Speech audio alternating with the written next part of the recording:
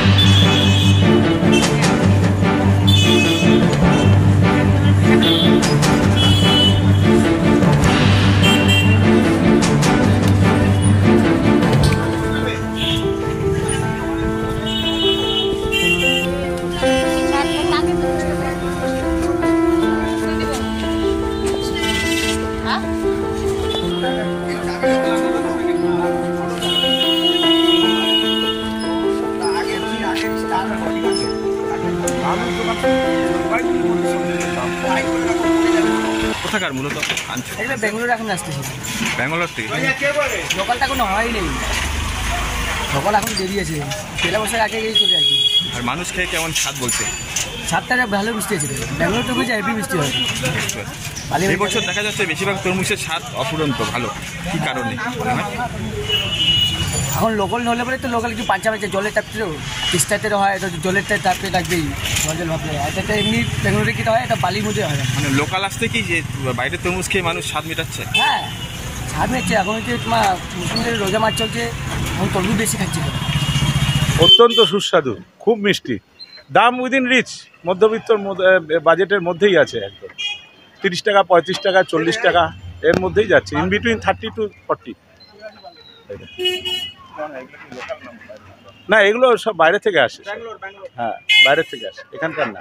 তবে কোয়ালিটি জিনিস না, এখানের লোকালটা আরও পরে উঠবে। ওটা তিস্তা মানসাহের তরমুজ আসবে এখানে বিপুল পরিমাণে, ওটা পরে আসবে। হ্যাঁ, বাইরের এবং কোয়ালিটি জিনিস, এটা খুবই ভালো একদম। ব্যাঙ্গালোরে মাল 30 টাকা লোকাল এখন আসে। 15-20 দিনের মধ্যে ঢুকবে, 15-20 দিনের মধ্যে আসবে। হ্যাঁ, বুঝলি, মোটামুটি আচ্ছা, 30 টাকা 40 ছিল, এখন 30 আসছে। হ্যাঁ, দাম কমবে, লোকাল আসলে আর কমবে।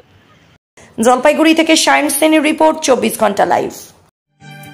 কি রে তোদের হলো?